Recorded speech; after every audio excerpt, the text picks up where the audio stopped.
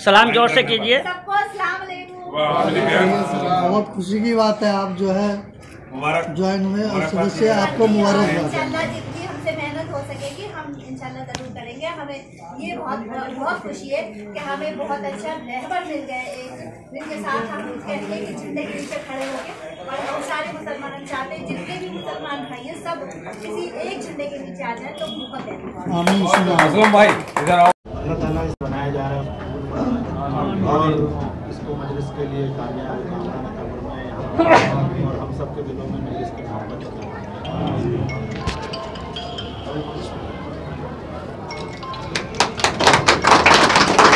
यानी कि जब हम इलेक्शन तो हर इलेक्शन फाइट करेंगे और उसको जीतेंगे और ऐवानों से अपनी स्कीम लेकर आएंगे, लेकिन उसके साथ साथ उन्होंने अपना नस्ल नहीं छोड़ा। उन्होंने वो सारी स्कीम चलाई जो आपको ऐसे मुसलमान होकर आपके ऊपर हक है। एक मोमिन का जो मोमिन पे हक होता है, यानी कि जो मालदार आदमी पे हक है गरीब आदमी का, गरीब मोमिन का, कि वो अपनी ज़कात और खैरात से अपने गरीब मोमिन भाइयों की मदद करे। तो ये भी चलन साथ साथ रखा, दूसरी तरफ सरकारी चलन भी साथ साथ रखा। इसलिए जो है हैदराबाद के हालात तब्दील हुए और हैदराबाद का मुसलमान जितना सियासी तौर पे मजबूत है, जितना दीन के एतबार से मजबूत है, माल के एतबार से मजबूत है, इतना कहीं पूरे हिंदुस्तान का मुसलमान मजबूत नहीं है।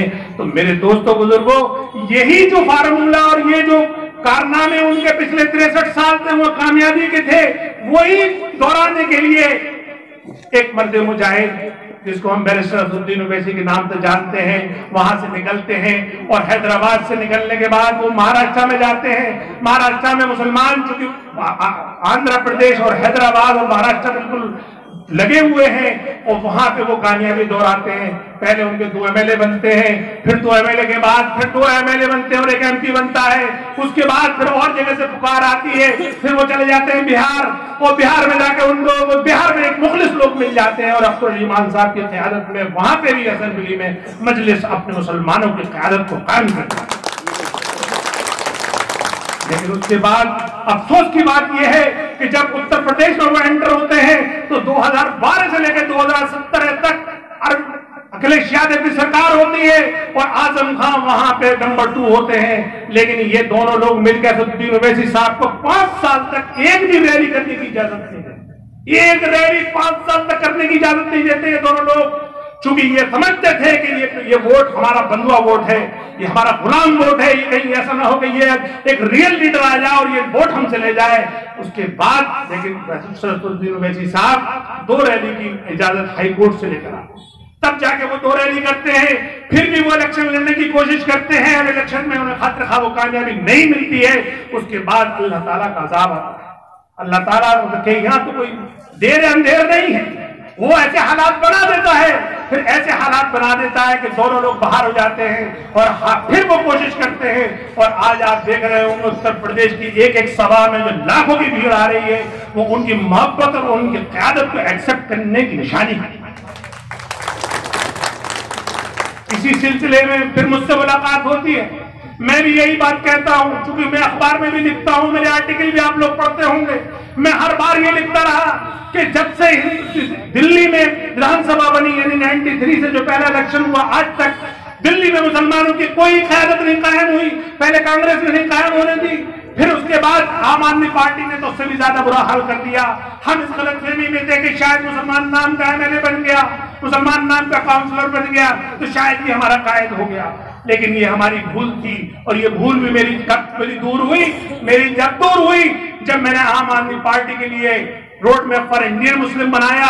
उसके बाद आम आदमी पार्टी ने मुझसे पूछा और क्या क्या काम हो सकते हैं, तो मैंने आम आदमी पार्टी को वही मजलिस का काम जो उन्होंने हैदराबाद में किया था, यानी उन्होंने गरीब इलाकों में और पुराने हैदराबाद में और इस तरह के अनथराइज्ड कॉलोनी जो हैदराबाद में है, उसके लिए जो उन्होंने एक टिमरिस स्कीम चलाई थी, जहां उनके 250 स्कूल में 1 लाख से ज्यादा गरीब बच्चे फ्री खाना, फ्री रहना, फ्री एजुकेशन ले रहे हैं। मैंने वही मॉडल अरविंद केजरीवाल को दिया, अरविंद केजरीवाल ने उसे एक्सेप्ट कर लिया। अरविंद केजरीवाल ने बैकपोर्ट से कहा और साथ में मनीष सिसोदिया ने कहा कि आपको जितने पैसे की जरूरत होगी मैं दूंगा, और वो बोर्ड ने वो काम शुरू कर दिया। तो बोर्ड उसको एजुकेशन कमेटी बनाता है, उस एजुकेशन कमेटी में मुझे सेक्रेटरी बनाया जाता है, हम अपना काम शुरू कर देते हैं। और उसका आइडिया ये था कि जिस तरीके से हैदराबाद में अनथराइज कॉलोनियों में चूंकि सरकारी जगह नहीं होती, वहां पे हम किराए की बिल्डिंग लेके स्कूल बनाए, कम से कम प्राइमरी लेवल की जो एजुकेशन है वो तो गरीब बच्चों को उनकी गली में मिल सके। वो प्रोजेक्ट ऑन हो गया, प्रोजेक्ट हमने काम शुरू कर दिया, इश्तेहार निकाल दिए, किराए के लिए बिल्डिंग ढूंढने जाने लगी, प्रिंसिपल अपॉइंट हो गए, डिप्टी डायरेक्टर अपॉइंट हो गए, टीचर्स अपॉइंट हो गए। अचानक टेलीफोन आता है और वो हमसे कहते हैं करीम साहब काम रोक दीजिए। मैंने कहा अरविंद केजरीवाल साहब आप क्यों काम रुक पा रहे हैं? बोले नहीं साहब ये जो है मुसलमान को अगर हम स्कूल बनाएंगे तो हमारा हिंदू वोट नाराज हो जाएगा। तो मैंने कहा हम जो वादा करके आए हैं पूरी भरी महफिल में, हमारे पास सारे वीडियो मौजूद है, प्रेस पे रिपोर्ट मौजूद है, हमने सबसे वादा किया है कि आम आदमी पार्टी 250 स्कूल बनाएगी मुस्लिम इलाकों में, खासतौर से उन इलाकों में बनाएगी जो नतराइज इलाके हैं, और अब आप कह रहे हैं रोक दीजिए। बोले देखिए आप समझते नहीं है इस बात को, हम सरकार चला रहे हैं, हम जानते हैं, और आप देखिए मुसलमान इस बात पे वोट कभी नहीं देता कि इसको स्कूल चाहिए, अस्पताल चाहिए। मुसलमान सिर्फ इस बात पे वोट करता है कि बीजेपी को कौन हटा। आप समझिए आपकी कमजोरी का कौन कौन फायदा उठा रहा है। आपकी नस्लों के बारे में बिल्कुल वो सीरियस नहीं है, वो सिर्फ ये समझते हैं कि इनकी नफ्सियात कमजोरी है कि सिर्फ ये बीजेपी को हराना चाहते हैं।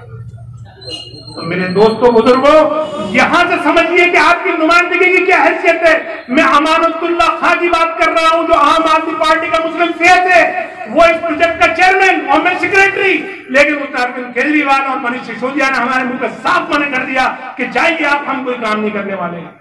और उस प्रोजेक्ट से आप मेरे ख्याल से आधे लोग बातें होंगे, आप लोगों के सामने इश्तेहारात होंगे और मैं उसकी वीडियो भी रिलीज करूंगा आपको। तो मैं आपको समझाना ये चाह रहा हूं कि आपको लेके जो आपको ये गलतफहमी है कि आपका मुस्लिम एमएलए आपका नुमाइंदा है, आपका लीडर है, नहीं है, वो अपनी पार्टी का गुलाम है, अपनी पार्टी की पॉलिसी का पाबंद है, वो अपनी पार्टी से 1 इंच भी नहीं हट सकता।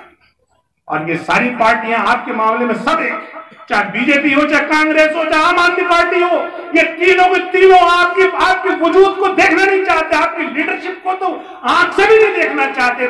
आपको कायम होने तो क्या देंगे वो लोग?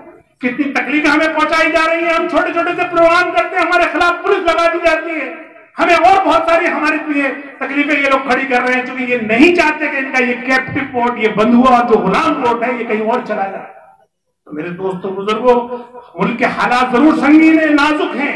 इन ऐसे नाजुक हालात में अल्लाह ताला से हमें रुजू होना है, और अल्लाह ताला से रुजू होने के साथ साथ जो दुनियावी तदाबीर है उसमें पहली तदबीर ये है कि आप यूनाइट हो जाओ, मुत्तहद हो जाओ, किसी से डरने घबराने की जरूरत नहीं है। इस जमहूरियत में अपना हक मांगना और अपना हक लेना सीखो, और उस हक मांगने और लेने का तरीका सिर्फ एक ही है कि अपनी जमात, अपनी झंडे के नीचे आ जाओ, और जो मजलिस का जो भी नुमाइंदा हो, मेरे जो जिलाध्यक्ष हैं और जो यहाँ के रहने वाले भी हैं, उससे पहले समीर सैफी साहब बोल रहे थे कि दोनों लोग यहाँ के रहने वाले हैं, इन दोनों लोगों को भी देख लीजिए, और इसके अलावा हो सकता है कोई और भी आ जाए जो यहाँ से चुनाव लड़े। मैं उन लोगों की तरफ से मैं खुद वादा करता हूँ कि मैं देर तक दिल्ली का सदर रहूंगा, अब उनको ईमानदारी के साथ वो काम कराऊंगा जो उन पे काम करने का हक।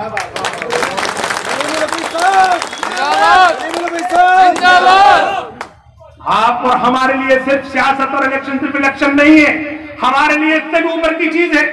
हमारे तो वजूद का सवाल है, हमारे नस्लों के वजूद का सवाल। हमारे इलाकों में स्कूल नहीं, हमारे क्या, और स्कूल भी कैसे हैं, यानी जहां पे 40 स्कूलों की जरूरत हो वहां 4 स्कूल बना दिए। मैं ओखला की बात कर रहा हूँ, ओखला तो आपकी नजर में पढ़ा लिखा इलाका है ना, आप लोगों से सब पढ़ा लिखा समझते हो।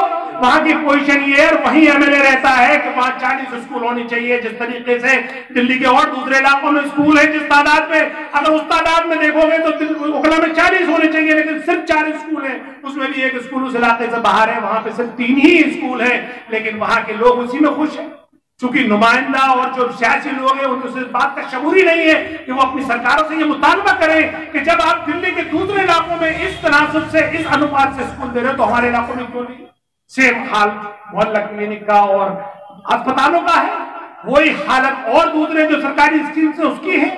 एमसीडी पे आ जाइए, एमसीडी का तो कहना ही क्या, हमारी बहुत सारी जो लीडरशिप है वो यही नहीं जानती कि आखिर एमसीडी के तकाजे क्या है, काम क्या है, वो क्या क्या काम करा सकती है।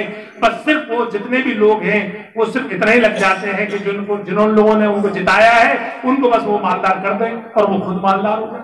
वो ये नहीं समझते कि अल्लाह ताला ने आपको ये मनसब दिया है, आप जब इस दुनिया से जाओगे तो आखिरत में भी आपकी पूछ होगी, अल्लाह ताला की आपका इसका भी हिसाब होगा कि जब उन्होंने आपको ताकत दी थी तो आपने उस ताकत का क्या इस्तेमाल किया। अरे आपको मौका मिला था कि आप ऐवानों में बैठ के अपनी कम्युनिटी के इश्यूज उठाते, आप बात करते और आप ये कहते कि नहीं साहब मेरी कम्युनिटीज को ये इश्यूज है, ये पूरे होने चाहिए। बल्कि अब आप कर क्या रहे हो, जैसे ही दिवाली की आरती पूजा लाइव होती है तो सबसे पहले हमारे मंत्री जी जाकर उसमें आरती घुमाते हुए दिखाई देते हैं। उनको शर्म से डूब मर जाना चाहिए। क्या इस दिन के लिए उनको उस कम्युनिटी ने जिता के भेजा? इसी तरह की बातें एमसीडीज में, इसी तरह की बातें पार्लियामेंट में, इसी तरह की बातें लोग असेंबलीज में करते हैं। अपने हक को नहीं जानते, अपने मामलात और अपने ड्यूटीज को नहीं समझते, इसलिए आज ये कौम सियासी तौर पे भी और समाजी तौर पर छकती जाती है। लेकिन दोस्तों बुजुर्गों, अब ये वक्त आ गया है कि अब आप अपने आप को मुत्तहिद करके आखिर उसका पहला स्टेप क्या होगा। मेरी नजर में जो मैं आज आपसे रिक्वेस्ट करने आया हूं, मैं आज आप पे किसी लोकल मुद्दे पे नहीं बोला हूं। ये जो पुलिया और सड़कें और नाले, ये तो सब इनबिल्ट हैं, ये तो सब काम होने ही है। अगर आपके यहाँ कोई अगर ईमानदार कायद होगा तो वो ऑटोमेटिकली ये सारे काम कराएगा।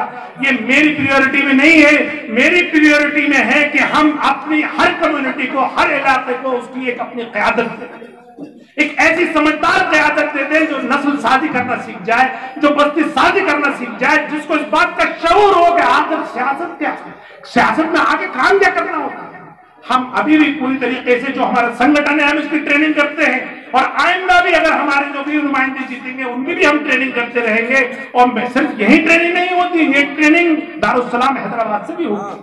अगर आप लोग वाकिफ हों तो जो बिहार के 5 MLA जीते हैं उनकी भी बाकायदा वीकली समीक्षा मीटिंग होती है और महीने में एक और दूसरी बड़ी समीक्षा मीटिंग होती है, सदर साहब लेते हैं। यही तरीका हम दिल्ली में अपनाएंगे कि जो हमारा कैंडिडेट यहाँ से जीतेगा और उसका जो भी उसके जो काम है और वो नहीं करता है तो कम से कम हम उसको एहसास करा सकेंगे कि ये काम आपको करने हैं। तो बात जरा लंबी हो गई, लेकिन मैं बात अपनी खत्म करता हूं और इस बात पे खत्म करता हूं कि अब आपके सामने मौका है अपनी यूनिटी को दिखाने का, अपनी मजलिस को, अपनी जमात को, अपनी लीडरशिप को मजबूत करने का। चूंकि मैं दिल्ली में ही हूं और ओखला में ही रहता हूं, मुझे जब भी पुकारेंगे मैं हाजिर हो जाऊंगा। लेकिन ये जमात का जो दौर है, जो इस वक्त हम लोग कमजोर पोजीशन में, इस वक्त हम अपनी स्टार्टिंग पोजीशन में हैं, हमें आपकी ताउन की जरूरत है। हमें आप अगर अपना सहारा लगा देंगे तो उसमें ताकत आ जाएगी। और चूंकि जिस तरीके से हमें अपनी नस्लों के लिए, अपने समाज के लिए एकजुट होना है और काम करना है, इसी तरीके से अपनी जमात के लिए भी। चूंकि जमात किसी एक से नहीं होती, जमात सारे लोगों से मिलकर ताकत पाती है। अभी कुछ दिन के बाद हमारे असद साहब भी यहाँ पे आएंगे, इंशाल्लाह वो भी आपसे रूबरू होंगे। मैं तो चूंकि उनका खादिम हूँ, एक बहुत छोटा सा एक कार्यकर्ता हूँ, मुझे जरूर उन्होंने दिल्ली की जिम्मेदारी दे दी है, लेकिन मैं इस काम को जो कर रहा हूँ बिल्कुल एक खादिम की हैसियत से कर रहा हूँ। और मैं आपसे वादा करता हूँ कि जो लोग भी मेरे लोग आपसे वादा करेंगे, अगर वो पूरा नहीं करेंगे तो इंशाल्लाह मैं उनसे उनका साथ दूंगा। क्योंकि इस मजलिस का सिर्फ एक ही मिशन है, सिर्फ एक मिशन है। वो मिशन ये है कि अपनी कौम को सियासी कुव्वत दिलाना और इसके जो सियासी हुकूक हैं उसको इसको हर हालत में इसको दिलवाना। दूसरा पॉइंट जो मेरे दिमाग से रह गया लेकिन मैं चलते चलते भी जिक्र कर दूं वो ये कि EDMC एक ऐसी, और खासतौर से ये जो जिला नॉर्थ ईस्ट ऐसा है जिसमें तकरीबन 40% मुसलमान है और 20% दलित है, यानी हम 50% से ऊपर आबादी है दो लोग मिलके। तो हमारा जिस तरीके से काम चल रहा है दलित कॉलोनियों में, खासतौर से उन रिजर्व वार्ड में, जहाँ 64 वार्ड में 11 वार्ड हमारे रिजर्व है, हमने उन 11 वार्डों में जाके अपने संगठन शुरू कर दिए, काम शुरू कर दिया है। और हमने उनसे ये बात कहा है कि भाई देखिए, हम और आप दोनों एक ही स्टेज पर हैं। जिस तरीके से आप सियासी तौर पे बीजेपी, कांग्रेस और आम आदमी पार्टी ने आपको इग्नोर कर दिया, उससे ज्यादा हमें इग्नोर कर दिया। हमें भी अपनी सियासी कुव्वत चाहिए, सियासी अधिकार चाहिए, सत्ता में हिस्सा चाहिए और आप लोगों को भी चाहिए।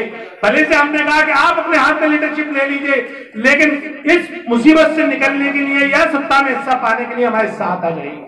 आप यकीन मानिए दलित बस्तियों में हमें बहुत अच्छा सपोर्ट मिल रहा है।